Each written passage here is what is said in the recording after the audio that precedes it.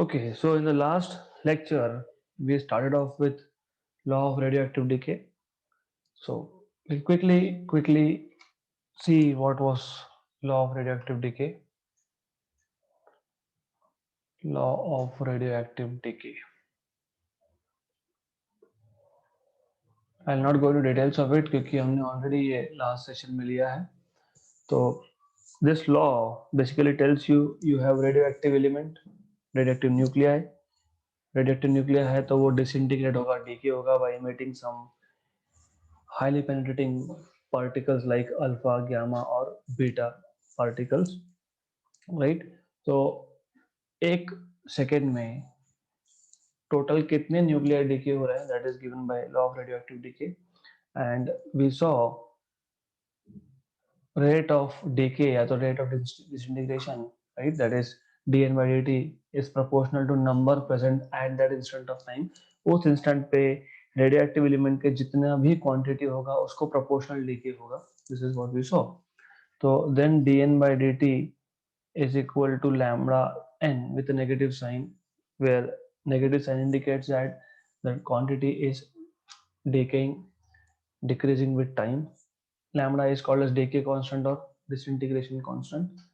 All right, हमने इसके बाद इसको वेरिएबल सेपरेबल फॉर्म में लिख के इंटीग्रेट किया था. तो dn by n equal to minus lambda dt.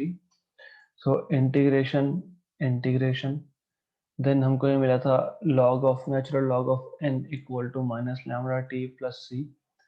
वैसे इस कांस्टेंट ऑफ इंटीग्रेशन, हमें कांस्टेंट ऑफ इंटीग्रेशन की अगर वैल्यू चाहिए तो हम लोगों को इनिशियल और फाइनल कंडीशंस बताने पड़ेंगे. Initial condition, you say that at t equal to zero initially हमारे पास जो क्वांटिटी था वो n0 था. तो you have to substitute this. So log of n0 equal to minus lambda into zero plus c. तो c की value आपको मिल जाएगी natural log of n0. This c value should go in this equation. Then you will have natural log of n equal to minus lambda t plus natural log of n0. So then after simplifying you will get log of n minus log of n0, which is log of n by n0 equal to minus lambda t. Taking exponential on both sides you have n by n0 equal to minus e raised to minus lambda t, क्योंकि हमने exponential ले लिया था दोनों sides पे, right? So you will have radioactive decay law as n equal to n0 e raised to minus lambda t. By the way, this is called as activity. dn by dt is called as activity. इसको हम चाहे तो n of t ऐसा भी denote कर सकते हैं. So that is activity, you should know that. Then we saw what was half life period. Half life period वो होता है जिसमें क्वांटिटी हाफ हो जाती है. The time it takes for the radioactive substance to decay to half of its original quantity. तो quantity बोल रहा हूँ तो वो in terms of number of nuclei भी ले सकते हो, इन टर्म्स ऑफ मास भी ले सकते हो आप. तो eight t equal to t half life period n becomes half of the original quantity. तो वो जो इक्वेशन हमने लिखा था यहाँ पे लास्ट में n equal to n0 e raised to minus lambda t, यहाँ पे n की जगह पे n0 by 2 सब्स्टिट्यूट करेंगे. n0 e raised to minus lambda t half आ जाएगा. Cancel cancel. तो 1 by 2 equal to 1 upon e raised to plus lambda t half. So you will get lambda t half equal to 2, right? तो of course e raised to, तो फिर बाद में हम लोग नेचुरल लॉग मतलब वापस से हम लॉगरिथम ले लेंगे taking log on both sides. तो lambda T half equal to log of 2 आता है. That is lambda t half equal to 0.693. तो you have half life period as this. यहाँ तक हमने लास्ट सेशन में किया था complete. Now we want to define a quantity which is called as mean life या फिर average life. So today we are going to start with this topic which is called as mean life or average life of a radioactive species. 15.10.2 average or mean life of a radioactive species. तो ये average life या mean life we will be denoting this by tau. So tau will mean that we are talking about mean life.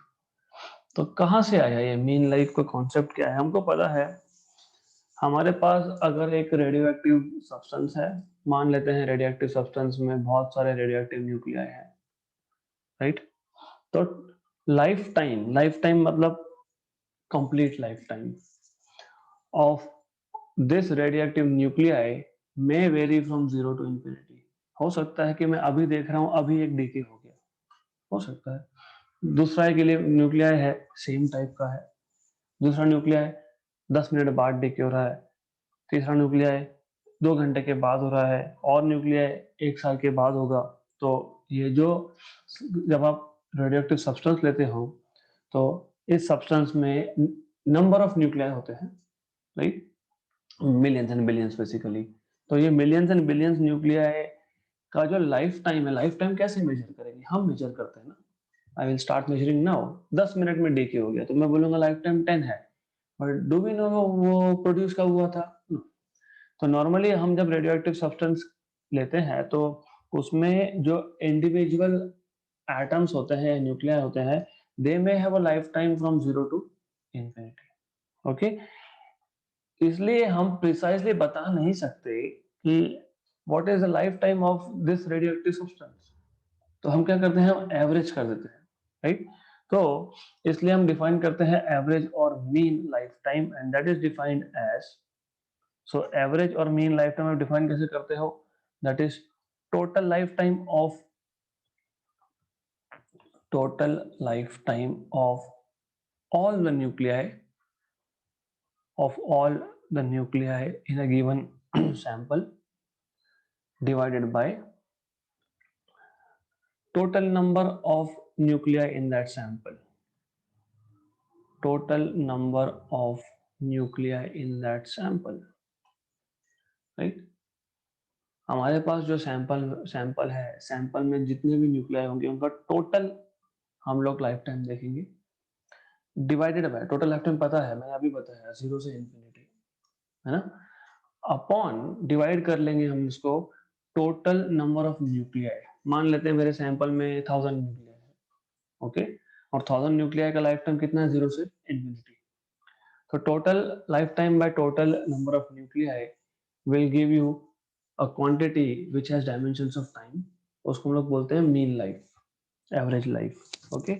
तो to understand this I will go back to that diagram, if you remember.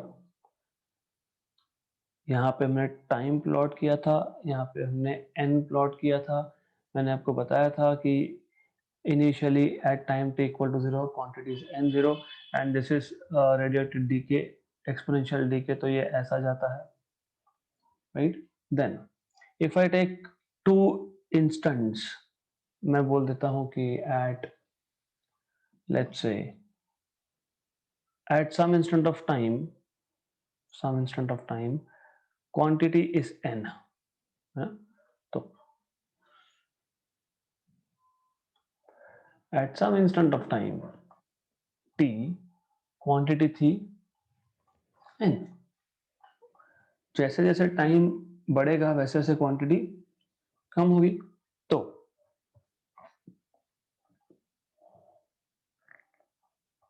Eight time t plus dt quantity will be n minus dn,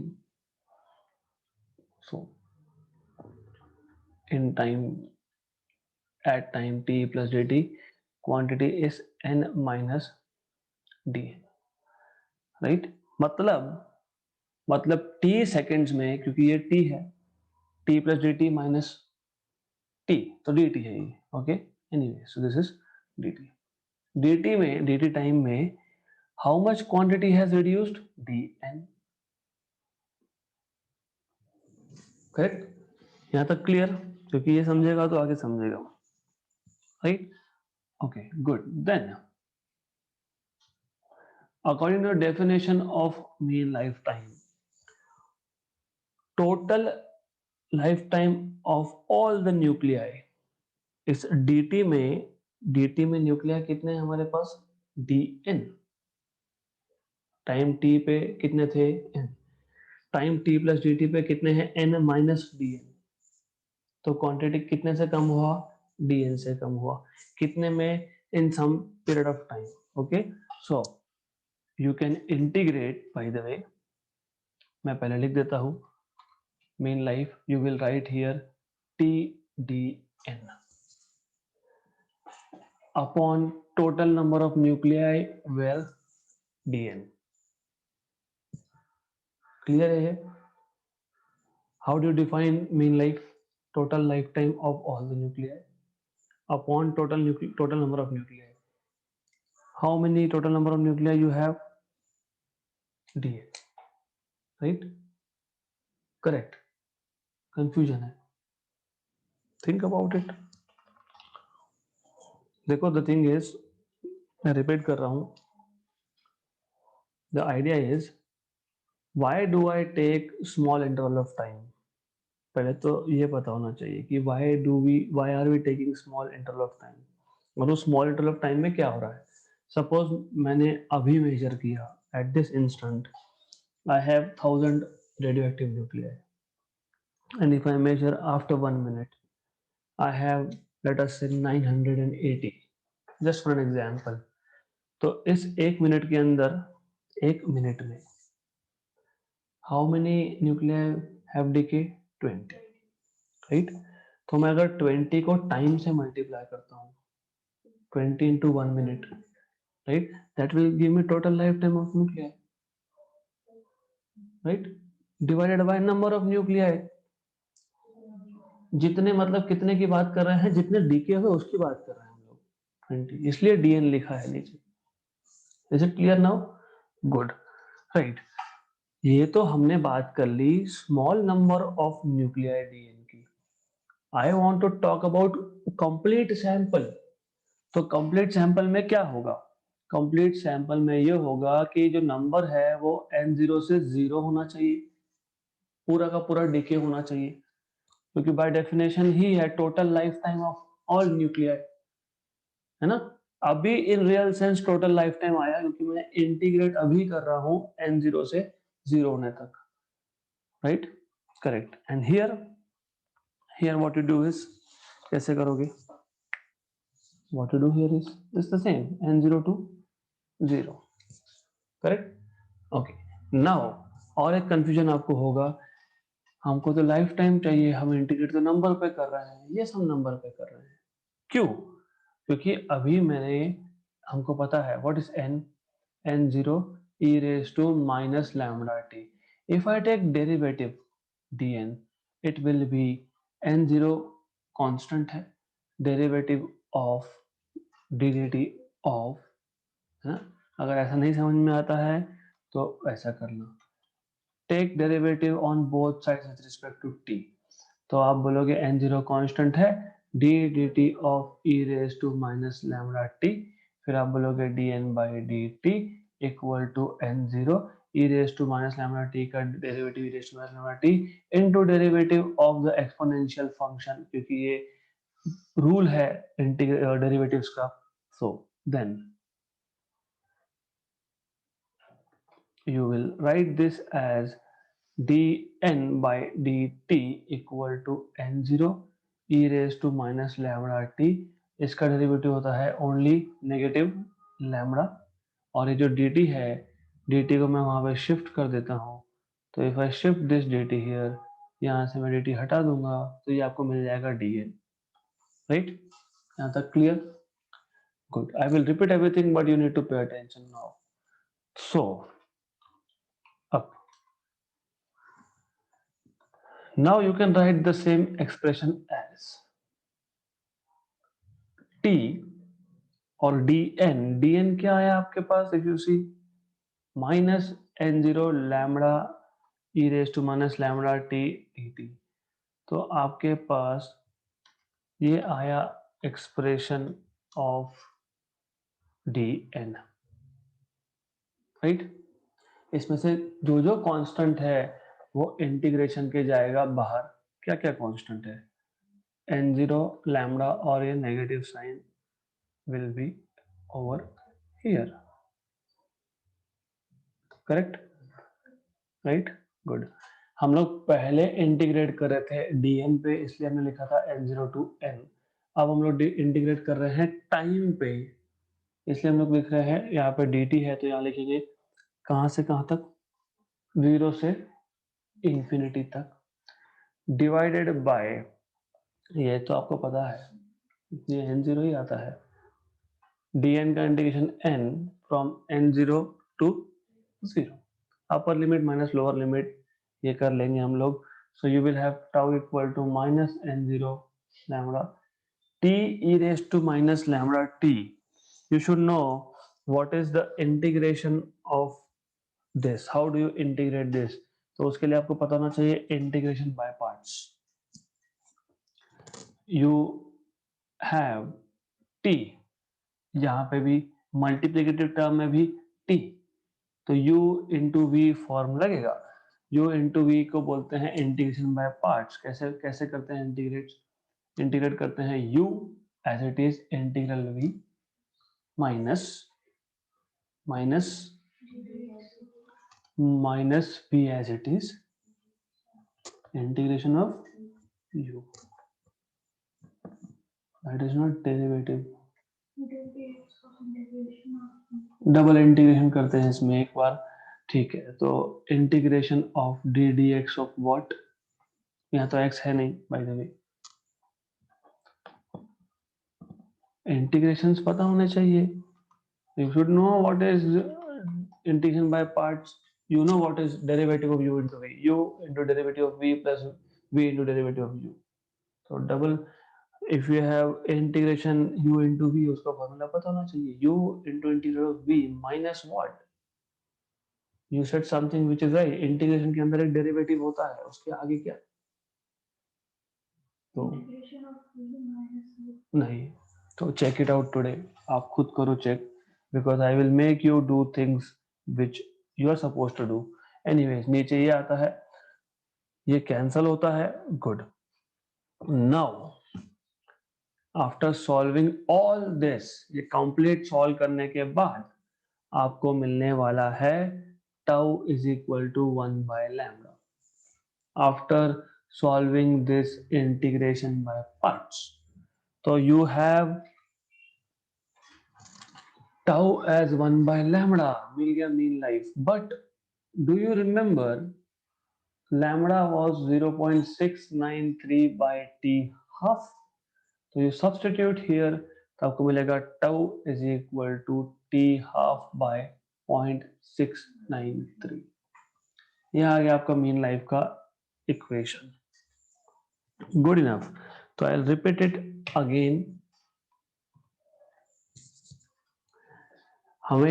हमने half life तो define कर दिया था, half life time is the time in which the quantity of radioactive substance goes to decays to half of its initial quantity, right.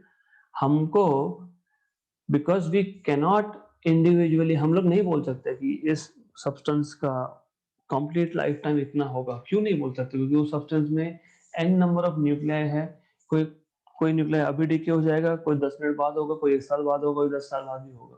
तो we can not define what is complete life time, इसलिए हम लोग average या mean life time define करते हैं। और simple definition है total life time of all the nuclei, all the nuclei मतलब n0 इनिशियल क्वांटिटी की बात चल रही है, divided by total number of nuclei मतलब n0।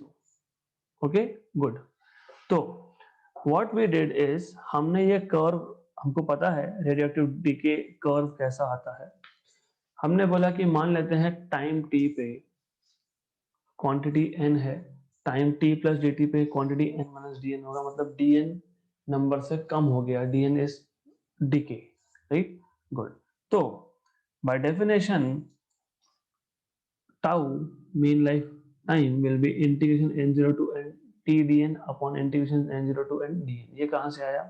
मैंने आपको एग्जांपल से समझाया है, मैं वापस समझा देता हूँ आपको।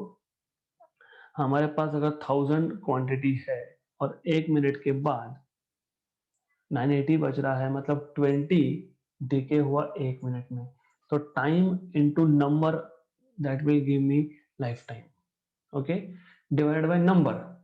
हम लोग ये जो एग्जाम्पल लिए थे हमने, this example was just for a small period of time, correct. हम यहाँ पे एवरेज लाइफ पूरे सैंपल की बात करते हैं, पूरे लाइफ टाइम की बात करते हैं, तो इसलिए हमने बाद में इंटीग्रेट किया था। तो इंटीग्रेशन क्यों आया? Because from the curve when I am writing down T D N by D N, T D N by D N, this is small quantity का decay of small quantity in a small interval of time. कितने time में, T time में कितना decay हुआ, DN decay हुआ, तो T into DN is life time of those 20 nuclei, right. उस 20 nuclei का लाइफ टाइम है ये जो डीके हो गया। गुड, देन हम we are not worried about just small interval of time, हमको पूरे के पूरे सैंपल की बात करनी है, मतलब जब तक इनिशियल से लेके जीरो नहीं होता तब तक, जब तक इनिशियल से लेके जीरो नहीं होता तब तक। सो this is by definition mean life, okay, good. और मीन लाइफ के लिए अल्टरनेट अप्रोचेस भी है, ये मैं आपको जो बता रहा हूँ, this is little different from what your book is trying to solve, okay, good, little different, not much. So notes, as far as notes are concerned, you can go through what I will give you, or you can go through what your book is saying, formula ultimately same बनने वाला है। तो now the issue is, हम यहाँ पे definition में total life time बोल रहे हैं और हम लोग इंटीग्रेट कर रहे हैं नंबर पे, तो हमको नंबर से टाइम डोमेन में जाना पड़ेगा।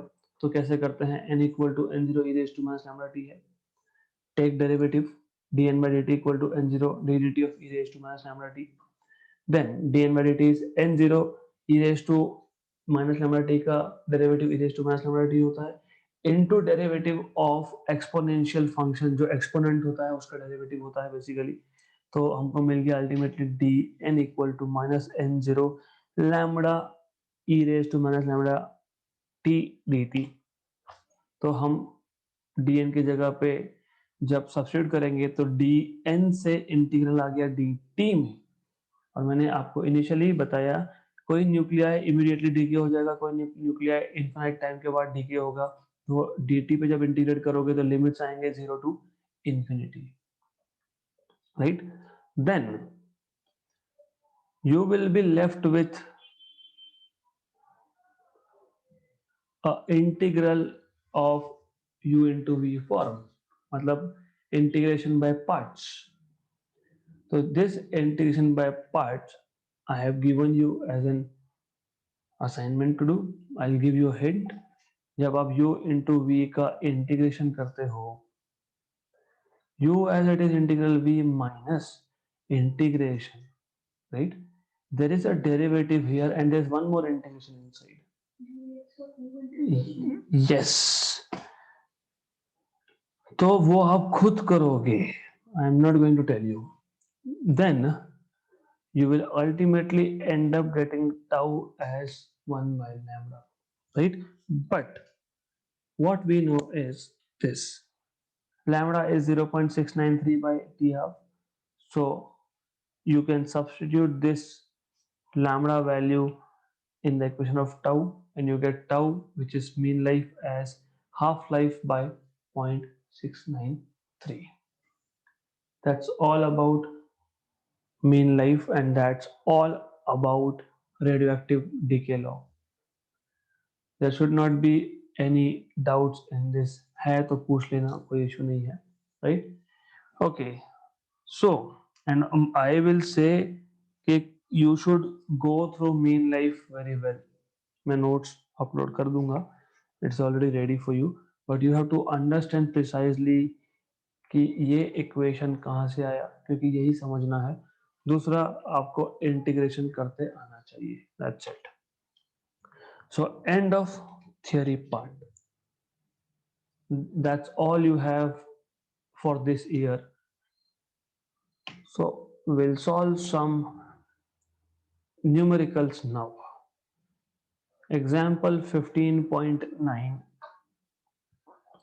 The half-life of a nuclear species is 3.2 days.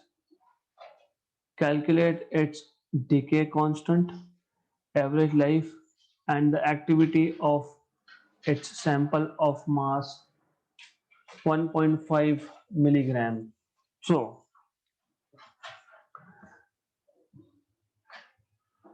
we are supposed to find out, calculate one decay constant मतलब लैम्बडा, टू एवरेज लाइफ मतलब टाउ, थ्री एक्टिविटी मतलब d N by D t या फिर n of t. Okay, good. Then instead of writing down formula, directly move to solution. First, how do you find out, or given quantity में आपको half life दिया है 3.2 days, how do you find out lambda if t half is given to you? What is the relation between t half and lambda?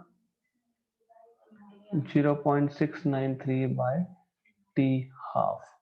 तो ये directly आप solve कर सकते हो. तो दिस विल बी 3.2 डेज में है. बाय द वे, डेज को आपको सेकेंड्स में कन्वर्ट करना पड़ेगा. 0.693 अपॉन 3.2 डेज है.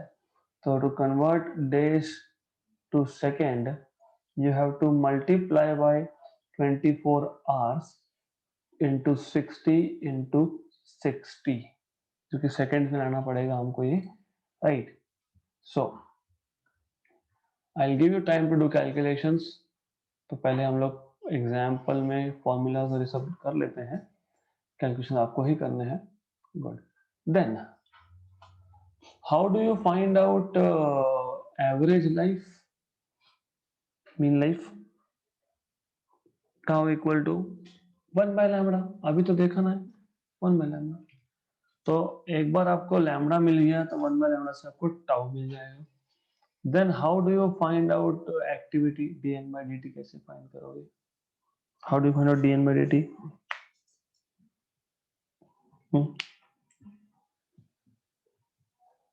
What was dn by dt? Lambda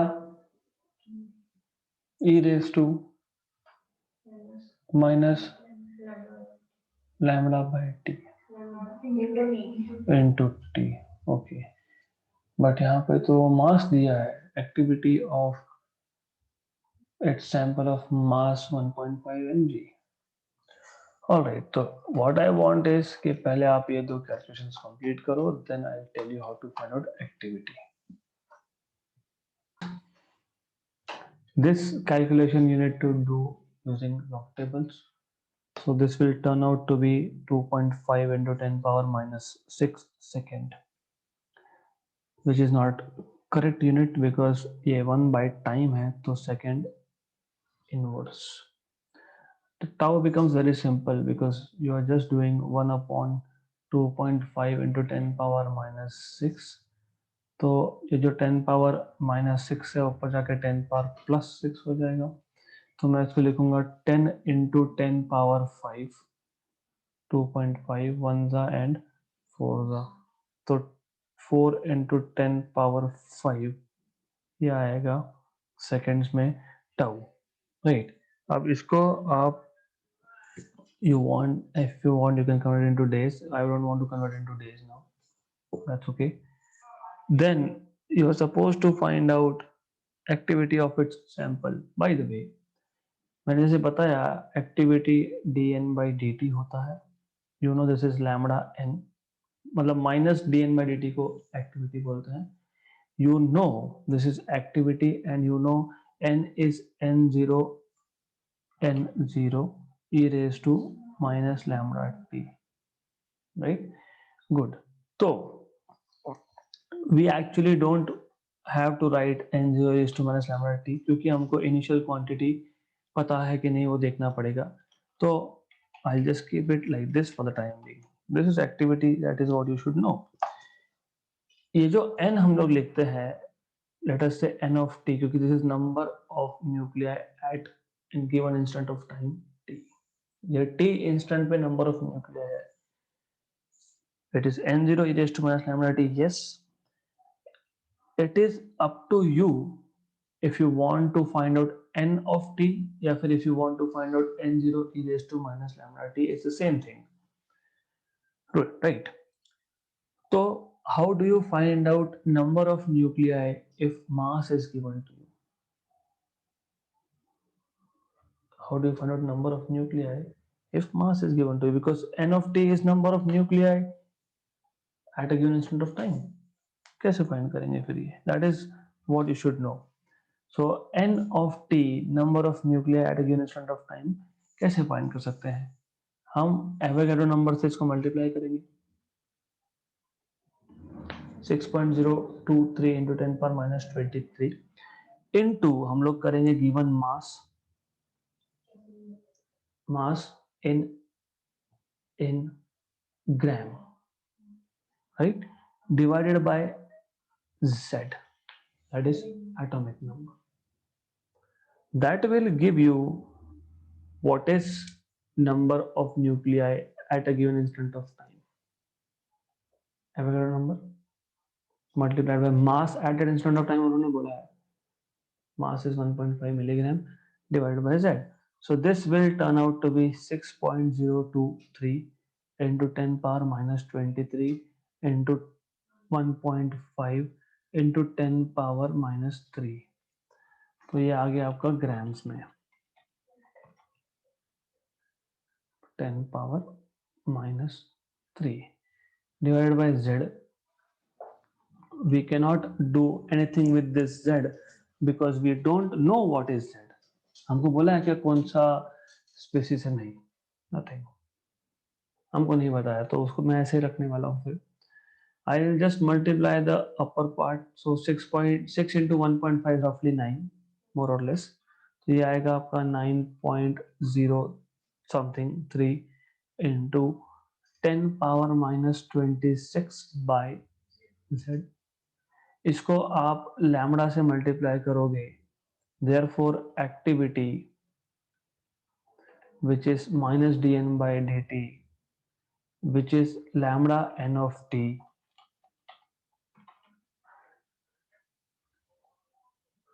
तो इसको आप मल्टीप्लाई करोगे विथ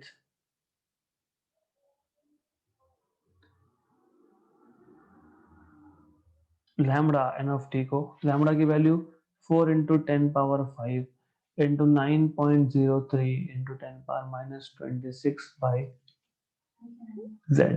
लैम्बडा की value 1 upon 2.5 into 10 power minus 6 था, ठीक है, 2.5 इंटू 10 पावर माइनस 6। तो what ever you get 9 into 2.5 आपको पता होना चाहिए, 9 into 2.5 multiply and then you will get the required answer. So conversions and other things again will be left for you as an exercise. Why? Because I want you to read something from book. ये numerical 15.9 है। I want you to read, there is something called as CI। ये CI क्या है वो आपको देखना है। So it is on page 337 of textbook।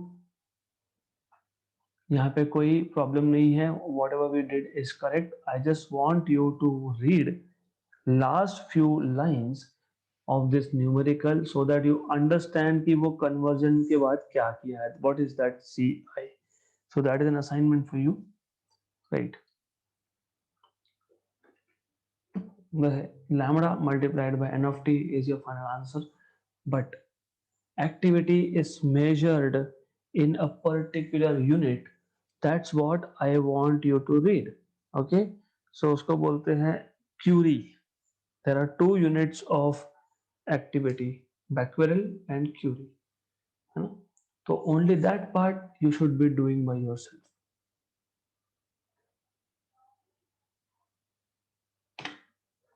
next question, The activity of radioactive sample decreases from 350 per second to 175 per second in 1 hour. Determine the half-life of the species. So you have a radioactive sample whose initial activity is 350 per second, and it is decreasing to 175 per second in 1 hour. You're supposed to determine half-life of the species. The thing is, what you have been given is, given quantity में you have been said that activity decreases from 350 per second to 175.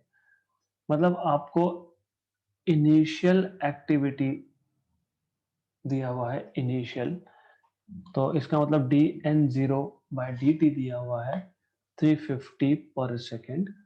फिर आपको एक some other instant of time पे activity मतलब dn by dt दिया हुआ है, that is 175 पर सेकेंड।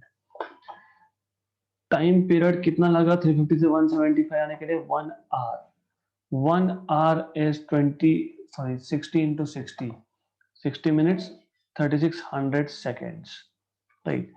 हमें फाइंड करना है, we are suppose to determine half life period of the species, right. So what we can do in this case is, we know that what we know is n equal to n0 e raised to minus lambda t। देखो ये है radioactive decay law tells you that dn by dt is proportional to n, मतलब activity itself is proportional to number present at that time, है ना। तो n equal to n0 e to minus lambda t लिखो, या फिर आप dn by dt equal to dn0 by dt e raised to minus lambda t लिखो, is the same thing। मतलब activity at some instant of time equal to initial activity e raised to minus lambda t। तो activity dn by dt is 175, this is 350 e raised to minus lambda 3600, क्योंकि activity decrease होने में 1 our लग गया था, सो इसलिए t हमने यहाँ पे लिख लिया, right. Did you understand this? ये कहाँ से आया? गुड। तो 1 जा 2 जा, मतलब 1/2 इक्वल टू, ये भी 1/e raised to 3600 लैम्डा, मतलब I can use this, I can write down e raised to 3600 lambda equal to 2। फिर हम लोग यहाँ पर लिख सकते हैं 3600 lambda equal to log of 2, log of 2 is 0.693, तो lambda equal to 0.693 upon 3600। So हमें क्या फाइंड करना है? टी हाफ डिटरमाइन करना है, right. Do we know what is T half? Lambda is 0.693 into T half, तो कंपेयर कर लो, आपको लैम्डा मिल गया ना, कंपेयर कर लो। Comparing with